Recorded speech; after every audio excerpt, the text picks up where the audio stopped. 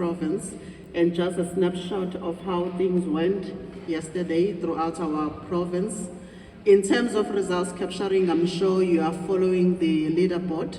We are currently sitting at 17.33% of results captured across all our 4,974 voting stations. The 17% translates to 844 voting stations that have finalized the elections in the province. We have one municipality that has concluded, which is Bofana municipality in Moy River, where all their results have been captured and audited and finalized. In terms of the process that we follow, when the results comes through to the different capturing sites in all the municipalities, we first have to ascertain that the results arrived with the tamper-proof envelopes still intact. It is then received in our capturing site by our staff in the presence of party liaison committees and observers that are stationed in our capturing sites. They then capture the results. If they are happy that the tamper-proof envelope has not been tampered with, the result is captured and then it is passed on to independent results auditors who have to go through the results, capture the results using their own unique code, and the two results have got to match. The one captured by our staff and the other one captured by the auditor. If there is something that doesn't match, the result is rejected and it has to be investigated, and we do not finalize it until there is congruence between what is captured by our staff and what is captured by the auditors themselves. Once the results have been audited by our independent auditors, it then becomes available in our system. All contesting political parties and independents have been issued a unique code to be able to access the results before they are even released to the public. The same access has been granted to media houses as well, who can access our system and view the results and monitor the capturing progress. So as indicated, we are sitting at 17% of results that have been audited. We also have voting stations that are still counting in the province, and we have a total of 98 of them, which makes up 2% of voting stations in the province. The stations where we are still counting are largely concentrated in eThekwini Metro, District 22, Umgungundlovu Municipality, as well as District 29, Oku District. Those are carrying the highest numbers of the 2% of voting stations that are still counting in the province.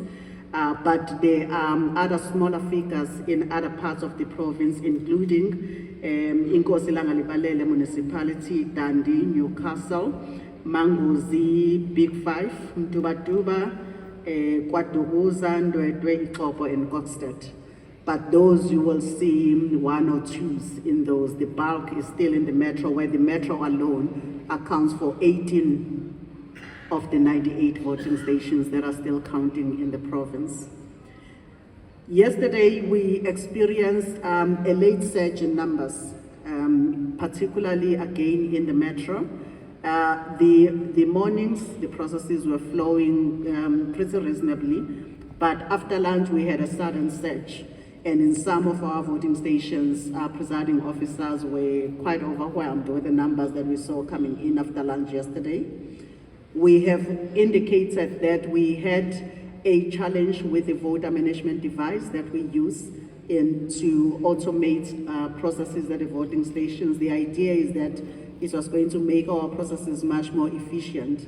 But apparently there was an issue with the ICT's infrastructure that supports the functioning of the VMD. So as early as 9 a.m. yesterday, we had already advised our presiding officers to put the VMD aside if this is the reason we are experiencing delays, and people should vote.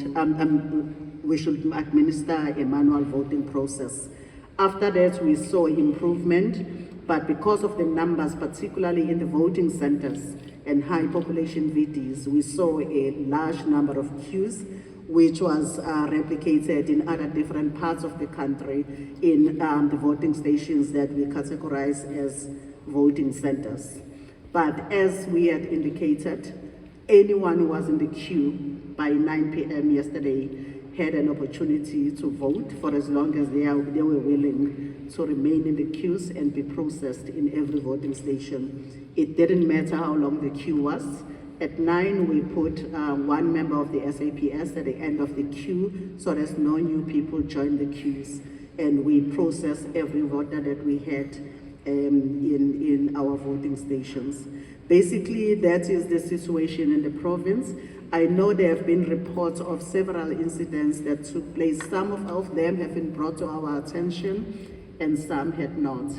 We regret that there were a few incidents that shouldn't have happened, but did happen. I know in Umlalazi municipality in Ashowe, an IEC official was assaulted by the voter in one of the voting stations, who was annoyed by the fact that his name was not on the voter's roll. In Caterich, we had a voter that was allegedly assaulted by a member of the SAPS after an altercation between the voter, the presiding officer, and the member of the police. We regrettably inform you of 2 lives that we've become aware of that were lost yesterday in our province. One of them is a voter that fell off a bakkie that was transporting people to a voting station and was run over by the bakkie.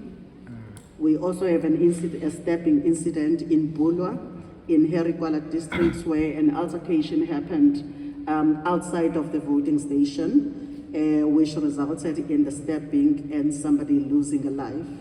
These are very unfortunate incidents that we wouldn't want to see happening around elections. The Bulwa incident had nothing to do with the elections, but unfortunately it happened too close to the perimeter of the voting station. Lastly, we want to thank the voters in KwaZulu-Natal for braving everything that was going on yesterday and staying in those lines. At 11:30, there were still people in the queues that were being processed in venues like the City Hall and other high population VDs in the townships. And we appreciate how people appreciate our democracy and will brave anything to be able to exercise their vote. The final announcement is that from where we are now, political parties and candidates have got until 9 p.m. tomorrow to lodge Section 55 objections. These are the objections that could have material impacts on the results that we would have issued, because we are processing results as we go, and parties now and independents are aware that this is the window now where they could lodge any objections if they believe there is something that happened that could have a material impact on the results. They can lodge those objections up until 9 p.m. tomorrow. Thank you very much.